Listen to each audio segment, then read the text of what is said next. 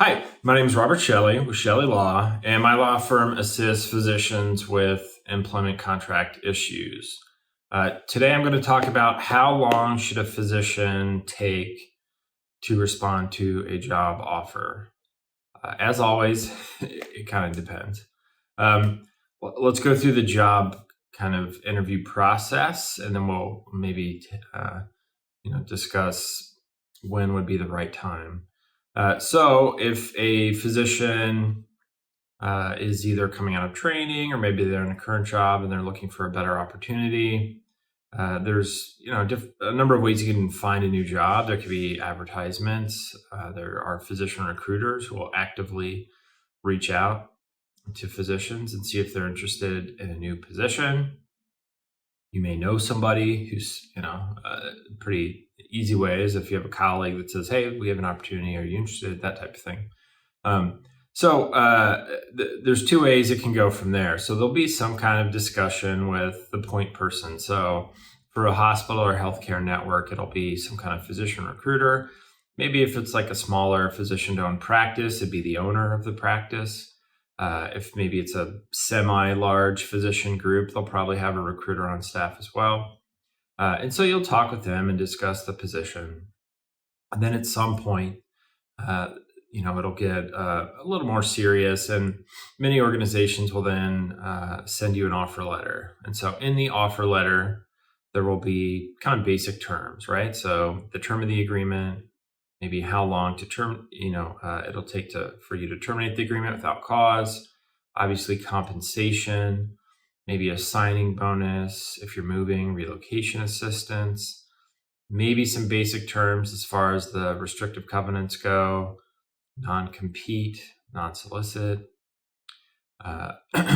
any bonus opportunity, and then probably some brief mention of benefits. So that's what's going to be in the offer letter. And some employers require the physician to sign the offer letter prior to moving forward with presenting them with an employment contract.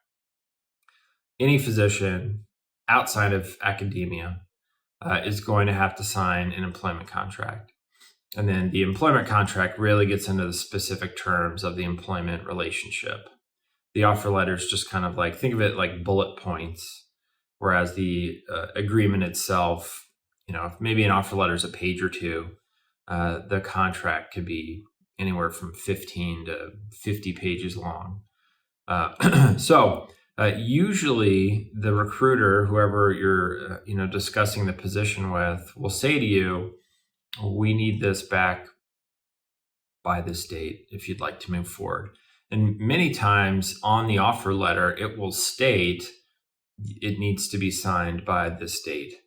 And then also, let's say you sign the offer letter, they present you with an employment agreement. They may say to you, "We need you to make a decision by X date." So obviously, if you have a solid date and they say you need to respond to us by this date, then those are the times that you need to respond to them by. They're certainly not hard and fast deadlines for the most part. Like, for instance, if you were, maybe thinking over an opportunity and you were a few days late from providing them with a signed agreement or a signed offer letter, it'd be pretty unusual for the employer just to say, "No, you missed the deadline. We're yanking the offer." That just is not something that would normally happen. I mean, the employer wants to create a sense of urgency so that they can get a yes from the physician so they don't have to keep recruiting for the position. I mean, it is somewhat expensive for a firm to recruit for a physician if they are using like an actual recruiting firm. So they want to kind of lock down a position as soon as possible, not have to worry about it, and then can either move on to other physicians or just if they have no more opportunities, it's one more thing they don't have to think about. There will be cases, especially for physicians in training, where a job will reach out to them. Maybe they'll sign an offer letter, maybe not. Not everybody offers offer letters. They may present an employment agreement to the physician and then just kind of leave it open and say, "Get it back to us, when you can, or reach back out to us if you have questions," that type of thing. So in that scenario, this is where this strategy comes into play, because many, and this is really directed towards people in training. If you lock into a job early, then you're kind of missing out on any of the opportunities that may come after that. So if you were to sign an employment agreement and then you had 5 more offers that were much better, you either have to think about breaking the contract, before you even started, or forgoing all of those great opportunities. I mean, there's like a sweet spot. Some people crave the security, and when I say some people, I mean like those in training crave the security of having a job locked down, don't have to worry about it, can start prepping for a move, that type of thing. There are considerations involved. Like, let's say someone has a family, or they're moving to an area to be near family.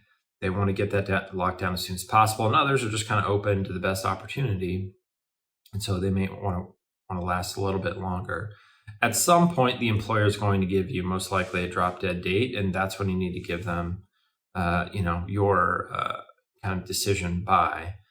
If you have a job that you absolutely love and it's a no-brainer, there's no reason to wait. You just, they may move on to someone else, or maybe they're interviewing multiple candidates and they're just waiting to see who's going to accept the job first. So in that scenario, if you have your dream job, no reason to, mess around. Get the contract reviewed, get the offer letter reviewed, work out the details, sign the agreement, and move on with your life to a better life as a practicing physician out in the world instead of in training.